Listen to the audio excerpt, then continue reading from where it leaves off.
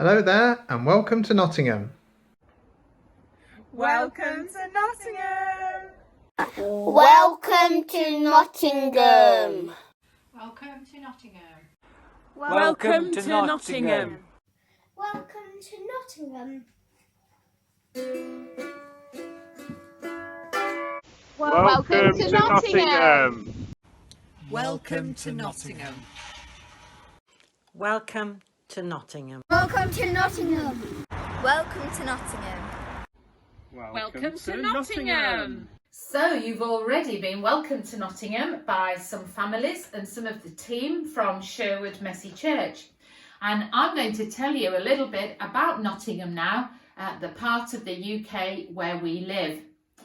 Well, there's all sorts of interesting things about Nottingham really, and there are some really impressive buildings. This one is called Woollerton Hall, and it's a really favourite place for lots of people to go and visit when they are wanting a day out. There's another picture I've got here that shows the different kind of buildings that there are in Nottingham. Some parts of the city have very traditional sorts of buildings and others are much more modern and contemporary. Every year in Nottingham, at the start of October, we've highlighted it in our calendar, there's a very special event called the Goose Fair. And Goose Fair has been going for over 900 years. It's changed a lot in those years, but it's a really special, fun time for lots of people in Nottingham, and lots of people travel from quite a long way away to come to Goose Fair. And that's always, every year, the first weekend in October. So what else have I got to show you? Well, there's a picture on the front of this map which shows a pub that's called Ye Old Trip to Jerusalem. And this pub goes all the way back to 1189. And it's the oldest pub in Nottingham. And it was here that when pilgrims used to come and travel through Nottingham, they used to pause at the trip to Jerusalem way back in the Middle Ages. So it's a very old, a very historic building in Nottingham. I've got a coaster here that says, I'm from Nottingham, because some people think that people in Nottingham don't always speak that well. They miss out their vowels when they talk. And this is just a fun little coaster with that message on. Now, there are quite a few famous things from Nottingham that have been known across the world. And this is a piece of lace, because many years ago, Nottingham was very famous for the lace that it produced. And that lace was exported across the world. Sadly, there isn't really any lace made in Nottingham now, except just by individuals, artisan craftspeople who like to keep these traditions going. But Nottingham lace was a very important part historically of the industry in Nottingham. Now, what else have I got to show you? Well, I've got a medal here. It's not my medal, and it's not actually a medal that was won by these people. But perhaps some of you have heard of Jane Torville and Christopher Dean, who were ice skaters. And quite a long time ago now, they won a gold medal at the Winter Olympics for a dance that they did. And they came from Nottingham. And Nottingham is very proud of their association with Torville and Dean. Sport is really important in Nottingham. And I've got a scarf here for a football team that is the oldest professional football club in the world, and it dates back to 1862. Their nickname is the Magpies, and perhaps you can see the Magpies on this scarf. There is another football team in Nottingham. They're called Nottingham Forest. And in Nottingham, you're either a red and white or you're a black and white. And in this home, we are a black and white, a Notts County team. supporters. There are other things that are really important in Nottingham too. If you can see this picture here, you can see the very top of a building in Nottingham. It's right in the centre of the city and it's called the Market Square. And here is a bell inside this tower, and that bell is called Little John.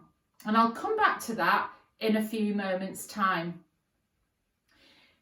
You might have heard of a sporting venue in Nottingham called Trent Bridge. Trent Bridge is where cricket is played, and it's the home of Nottinghamshire County Cricket Club.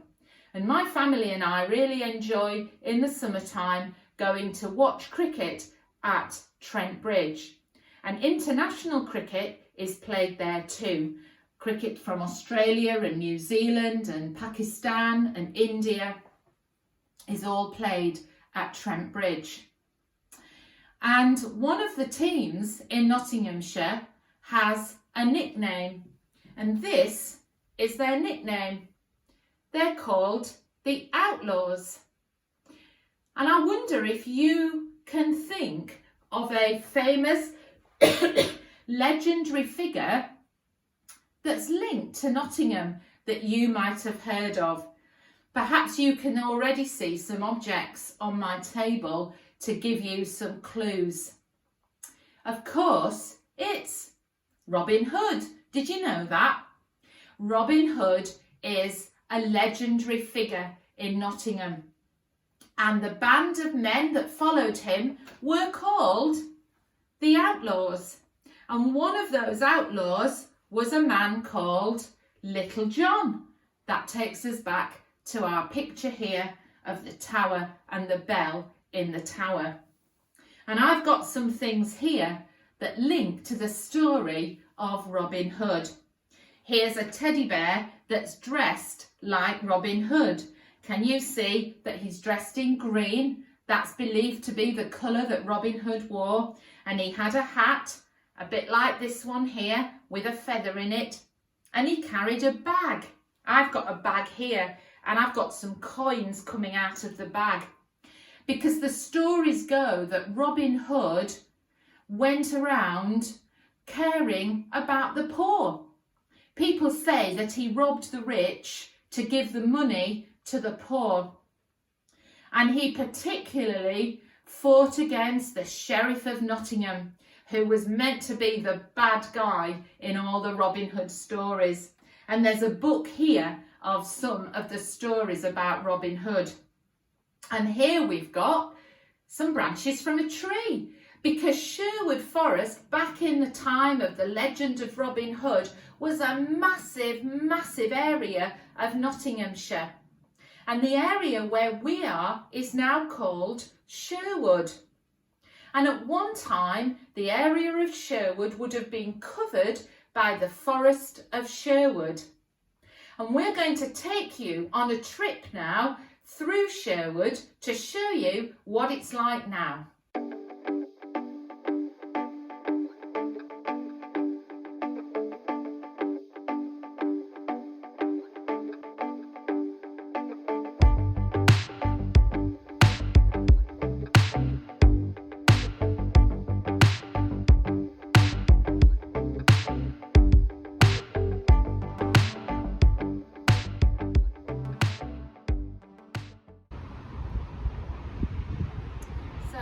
It was the evening after some of Jesus' friends had been to the tomb and seen that his body had gone. Two of the friends of Jesus were walking along a road. They were walking to a place called Emmaus. They were sad, they were afraid. They didn't really know what on earth was going to happen next. As they walked, they looked, and from really out of nowhere, somebody came and joined them, a stranger. They didn't recognise this person at all. And they carried on walking along the road. And as they walked, they explained to the stranger why it was that they felt so sad. The stranger began to talk to them and said, Haven't you heard? Haven't you heard all the things that it said in the scriptures? And he was able to tell them all kinds of things that they were really surprised to hear.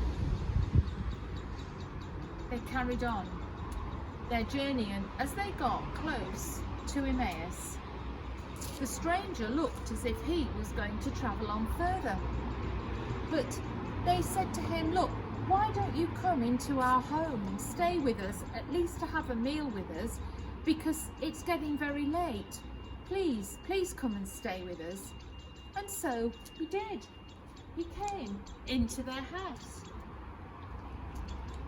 The two friends busied themselves getting a meal ready. They set out a cloth. And because they got a visitor, they made it look as beautiful as they could. Remember how sad they were feeling. They didn't know what was going to happen next. They were afraid because Jesus had been their friend and they didn't know what they were going to do. So they set their table and they brought some wine to the table. That was very important for them to share wine with their visitor. And then they took a plate and they took the plate and put it out ready for the meal. As they sat and as they waited,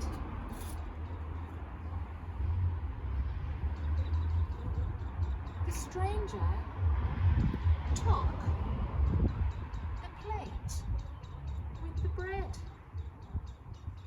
and the stranger broke the bread. And as he broke it, they realised who the stranger was. They knew that the stranger was Jesus. He'd walked with them on that journey, and here he was sharing bread and sharing wine with them. And then, as they looked around their table, he vanished. He vanished. And so the two friends leapt up, they left their home, and they set out to go back to Jerusalem to tell Jesus' friends what they had seen. A journey that had started in sadness became a journey of hope and joy and love. So now we've had the story, if you'd like to make some bread that's similar to the kind of bread that they would have had in that story, here's a video to show you how you can make it.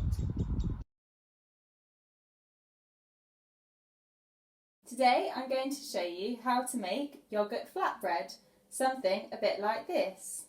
For this recipe you are going to need 175 grams of plain natural yoghurt and 175 grams of self-raising flour. It's a good idea to get a bit of extra self-raising flour for dusting your work surface and making sure your dough doesn't get too sticky. You are also going to need a mixing bowl like this one, a fish slice, wooden spoon and frying pan. If you also have a rolling pin, then that can be helpful, but you can use your hands if you don't. So let me show you how to make it. First of all, it's really important to wash your hands. So either do this with nice warm soapy water, or you can use hand sanitizer like I am.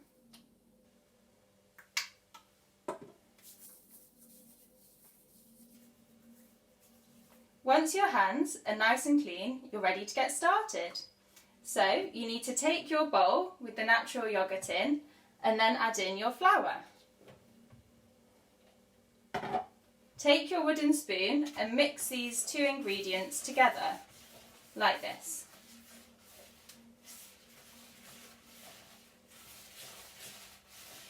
After you've been mixing for a little while, it should start to form a dough.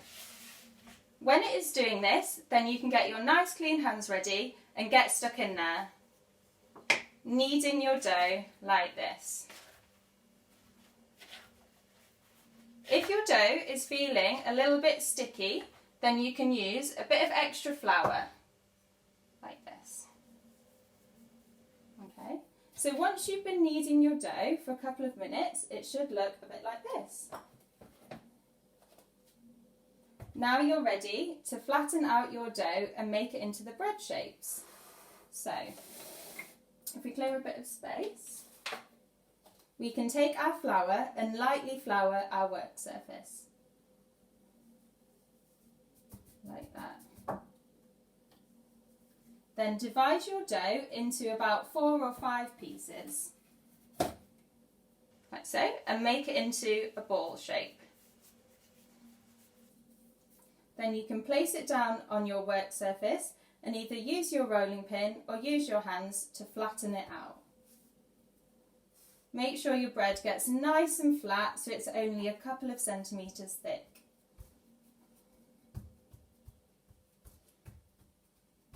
Once you've done this for all of your dough, then get your grown-up to take the frying pan and put it on a medium heat. Leave it to warm up for a couple of moments, and then your grown-up can take your fish slice, get your dough and place it in the pan.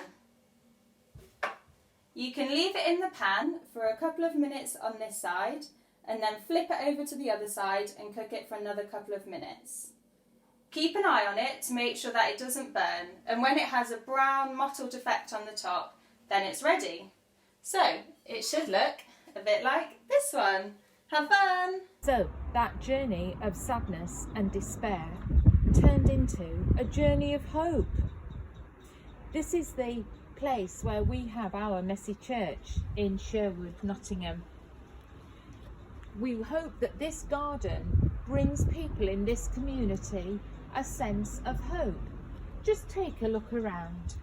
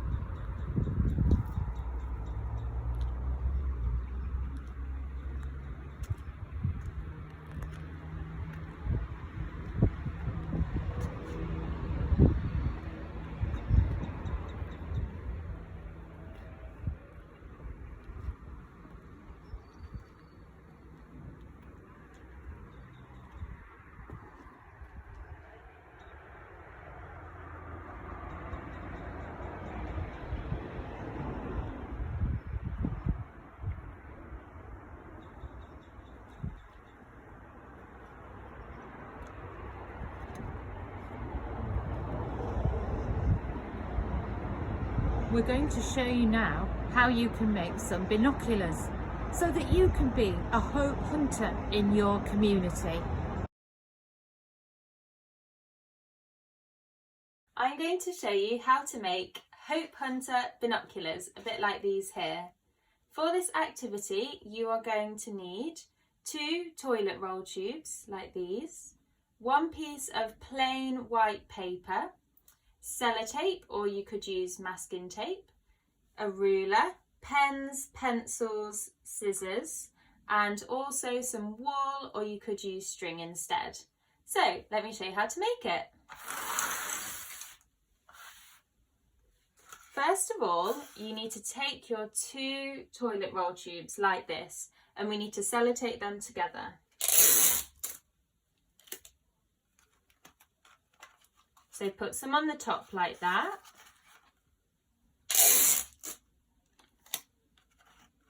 and some on the bottom as well. It's also a good idea to put a bit of tape here to make sure that they're held securely together. So I'll put that on there. And I'll do that on the other side as well.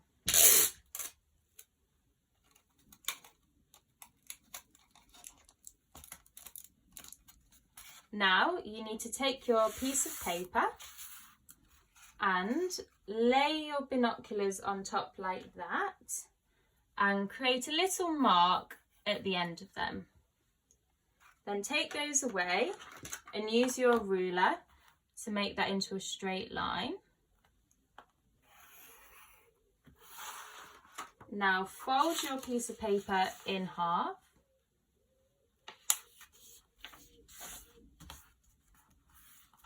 And unfold that, and then you can cut along this fold here and this line here, so you'll get a rectangle like this one.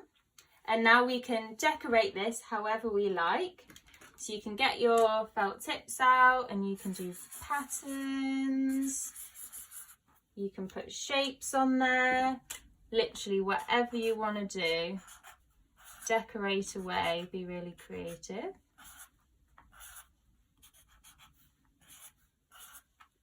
So once you've finished doing all of your decorating, then you can get your toilet roll tubes back, and then we need to secure this down on top. So again, I'm going to get some more sellotape and I wrap this round and then tape it down. So I'll do that side first. Just twistle that round, and then this side.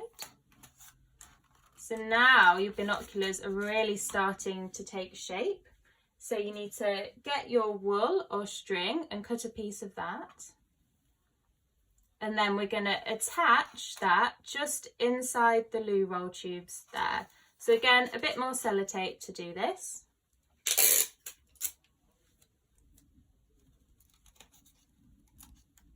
There's one piece, and then the other one, like that. So once you've secured those in place, then you should have a pair of binoculars, a bit like my ones here.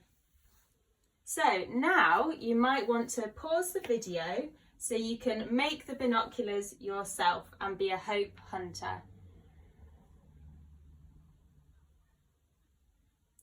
Now you can go and find as many signs of hope as you can, such as a flower, a leaf, or a picture.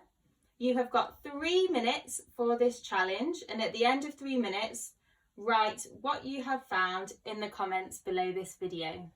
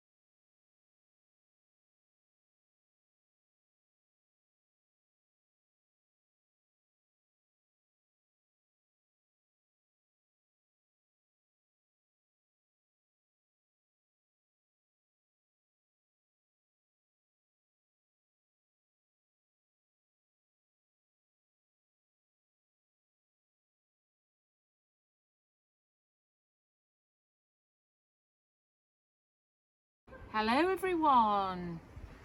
I've got my Hope Hunter binoculars here. I wonder what things you managed to find when you were hunting for signs of hope.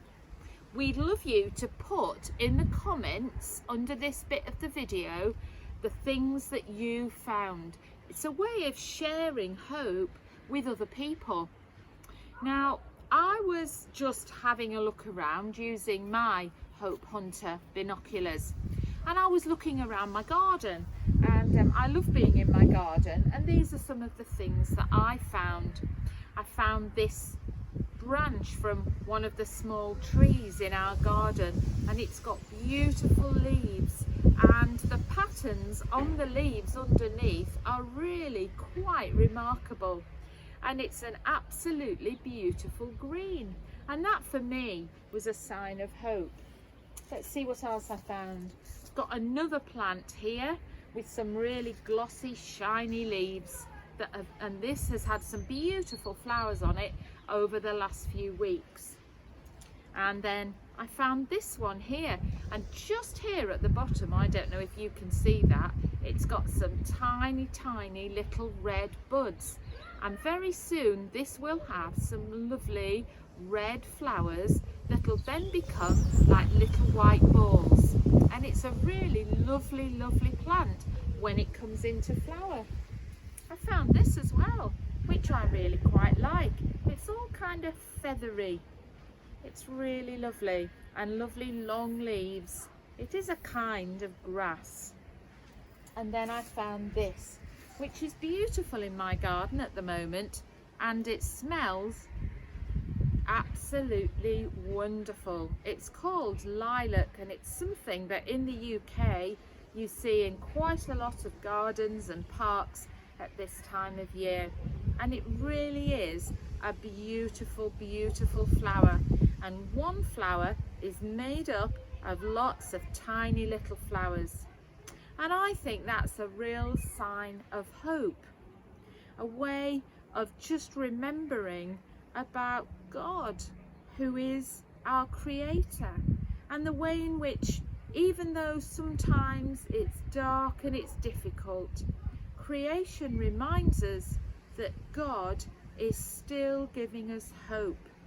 So I hope you like my signs of hope. And we've been thinking a lot about hope.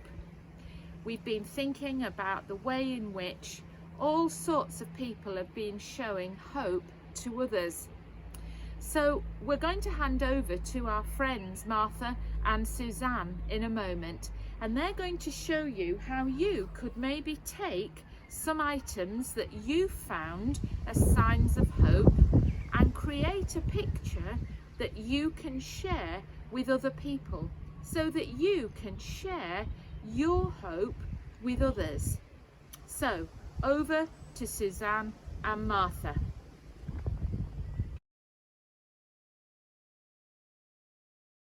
Hi there, we're going to show you a video of how you can share hope. Spell out hope and take a picture of it to share with people you love. You can use all sorts of objects. We're going to use things that we use in homeschool, but you could find things in the kitchen, the garden, or maybe even in your bedroom. Let's get started.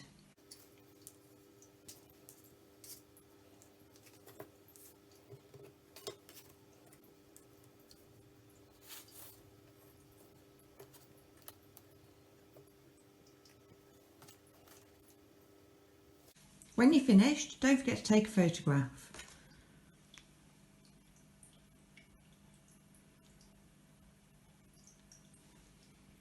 And share it with people you love. We're going to share ours with Glenn and Sue in Australia. It was great to see the hope being shared, and here's our hope that we're sharing with you. The people that you saw in the middle of those photographs were Sue and Glenn, who live in Brisbane, Australia. And would you believe that there is a Sherwood in Australia too? And Sue and Glenn lead the Messy Church at St Matthew's Church in Sherwood, Brisbane, Australia. And they are our Messy Church twins. and we love our connection with them across the world. And here we are sharing our hope across the world. So we hope that you will now take our hope and you will share it with other people. That would be great. Well, we're going to say a prayer now, and we're going to do a rainbow prayer, because over in this country we've had lots of rainbows appearing in people's windows and out on the pavements and in people's gardens, and it's been a fantastic way to remind everybody about hope. That actually, although we're going through a tricky time across the world at the moment, there is hope, and we have to keep believing that God gives us hope. And so we're going to use a rainbow as a way of saying a prayer, and we'd love you to join in. Now, you might want to go and find an object of the colour I say when I call out that colour. So when I say red, you might want to go and find a red object and bring it back to wherever it is you're watching this. But if you've got some paper and some different coloured pens nearby, what you could do is take a pen of each colour and you could just quickly draw something on your paper to help you to think about what this colour represents in our prayer rainbow. So, are you ready? I'm going to be putting some things up here behind me to help us as we say our prayer. So, the first colour that we have is red.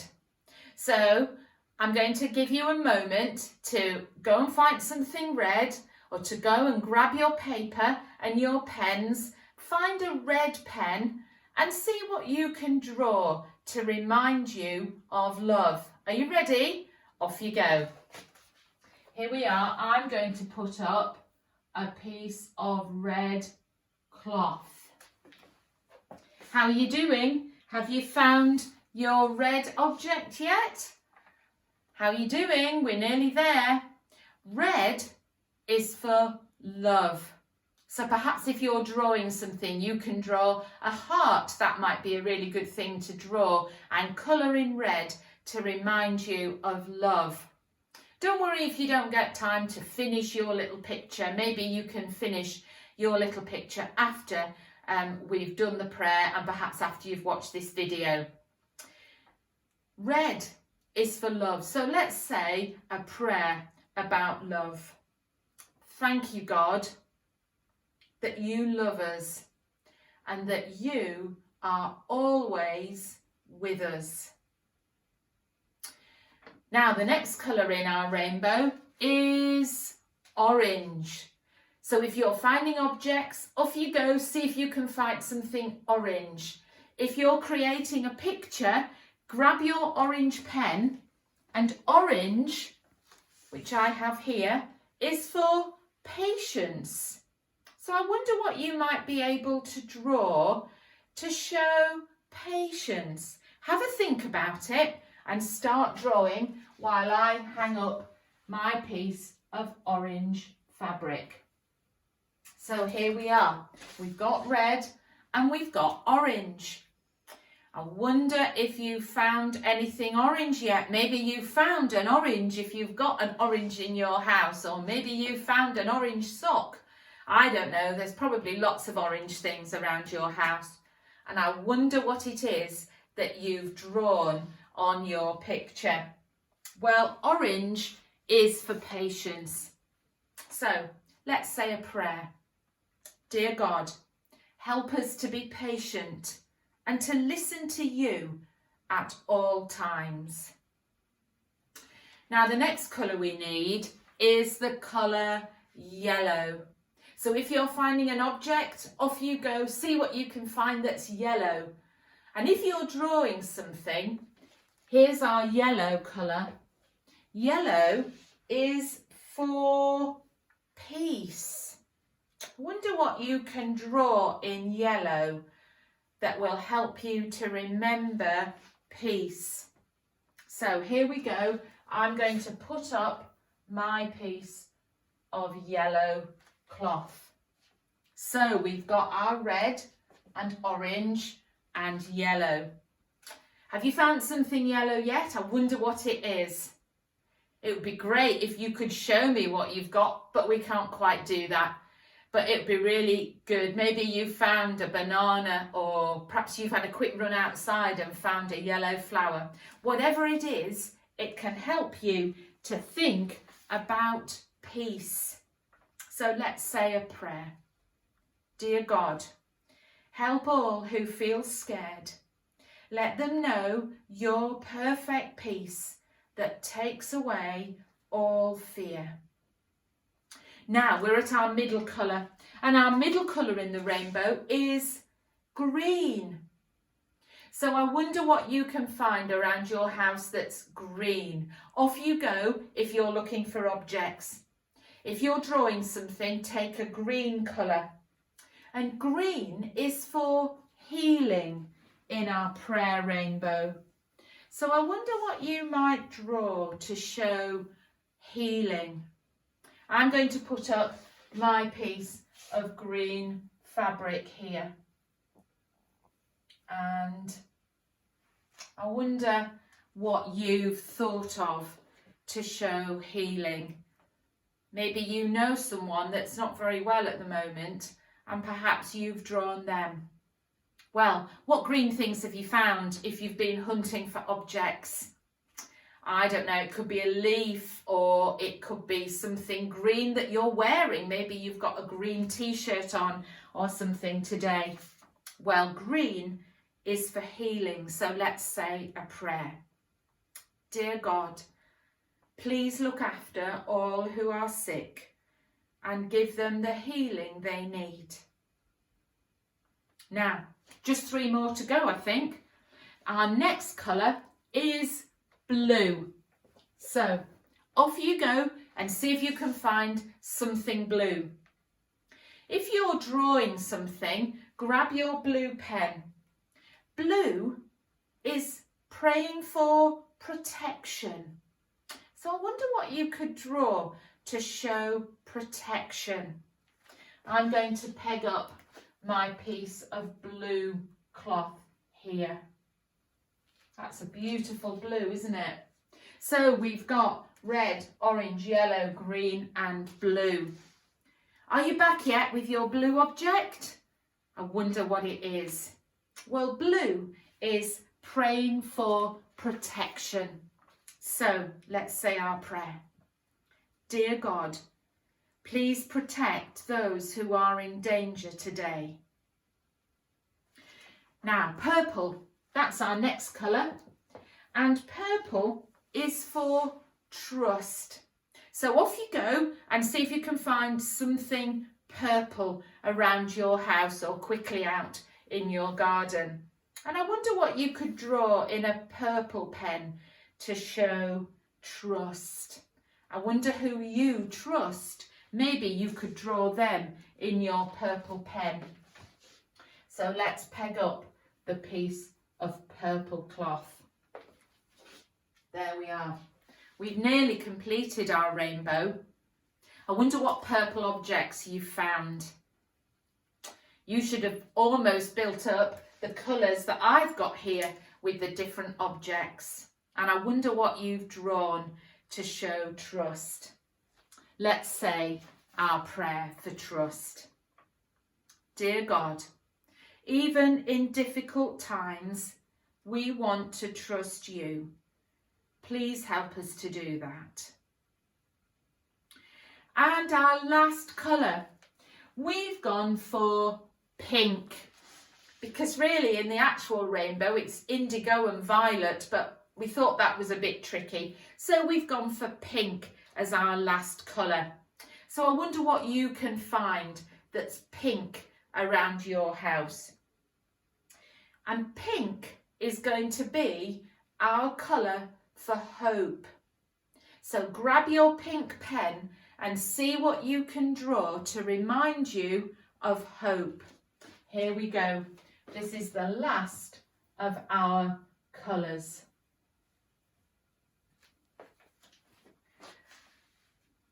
Are you back yet with your pink object?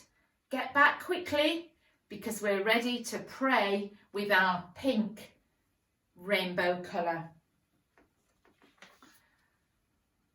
What have you brought back? Well, let's pray. Dear God, help us to have hope and to give hope to others. The kind of hope that comes from you. Amen.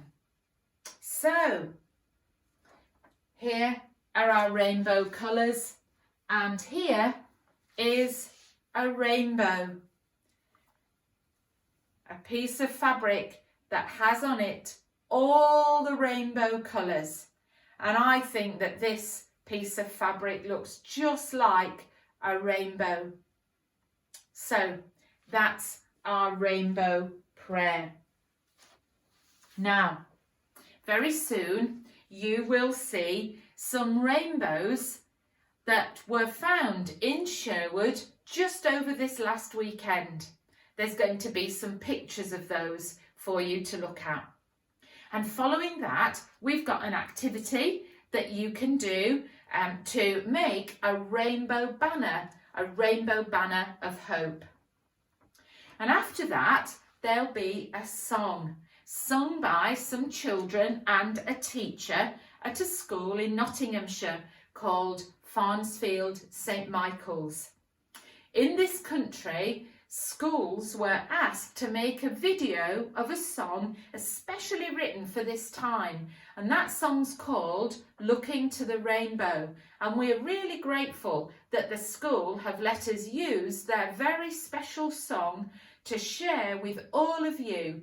This is them sharing their hope with everyone who watches this across the world.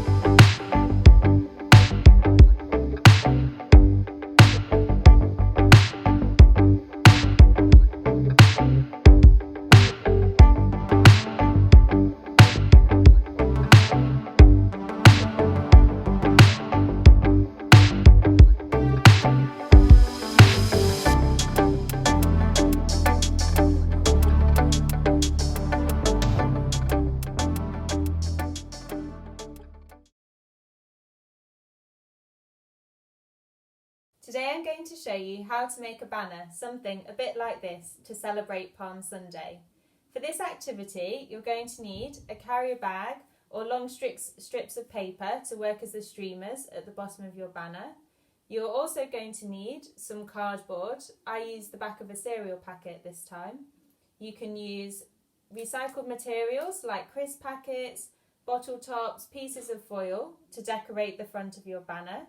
If you don't have those, then you could always use some paints, pencils and crayons, whatever you like to use to decorate the front of it. And then you'll need some string or wool to make the hanging at the top. So let me show you how to make it.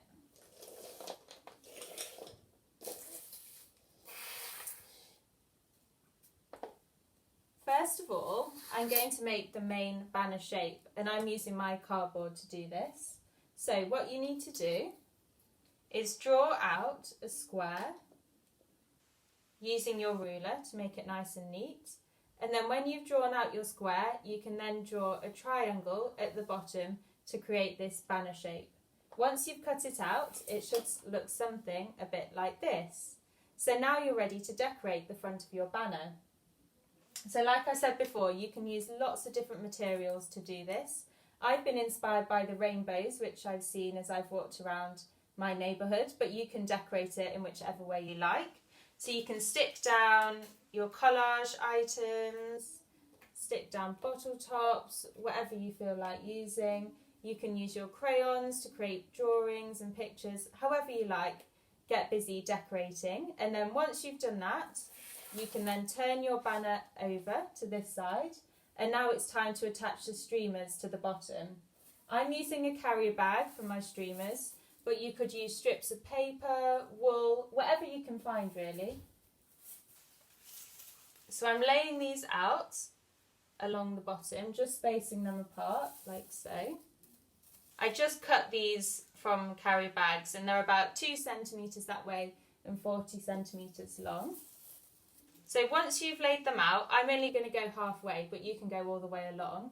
Now you need some sticky tape to attach them into place.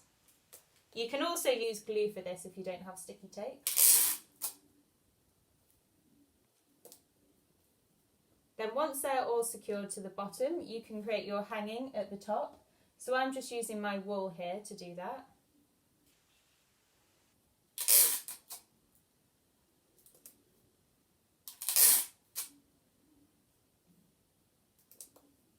Then once everything's securely attached on the back like this, then when you turn it over, it might look something a bit like my one here.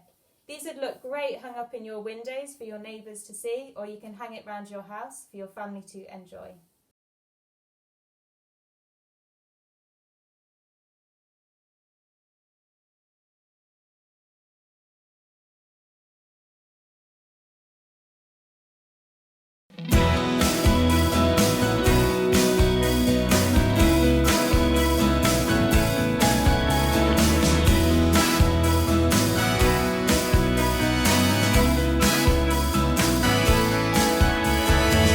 Used to be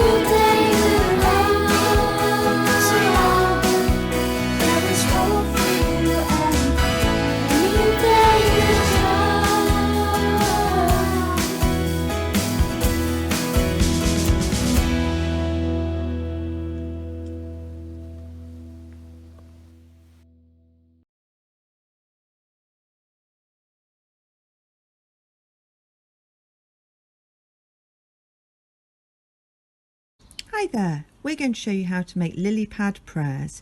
You will need a sheet of paper, a pair of scissors, a glue stick and some pens.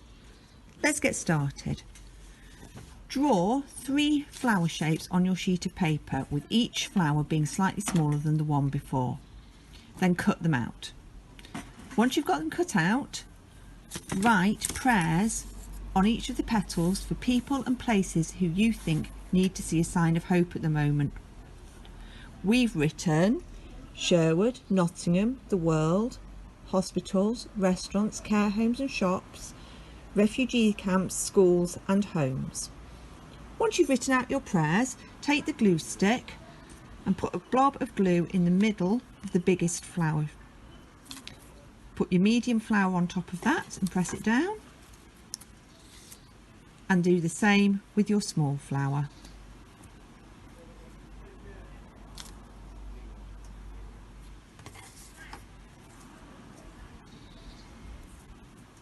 Once you've stuck them all together, fold the petals up so they're standing upwards.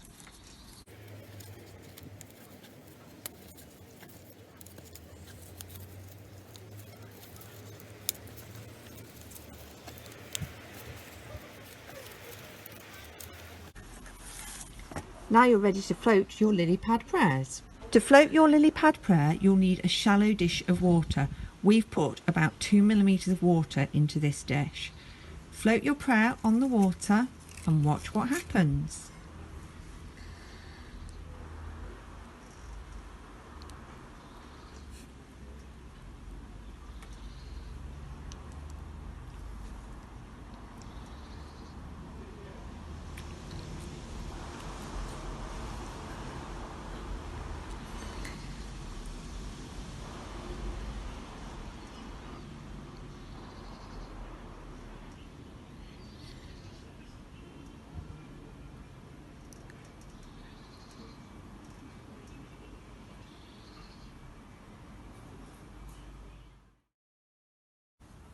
Our Father who is in heaven, hallowed be your name. Your kingdom come, your will be done, on earth as it is in heaven. Give us today our daily bread. Forgive us our sins, as we forgive those who sin against us. Lead us not into temptation, deliver us from evil. The kingdom, the power and the glory are yours, now and forever. Amen.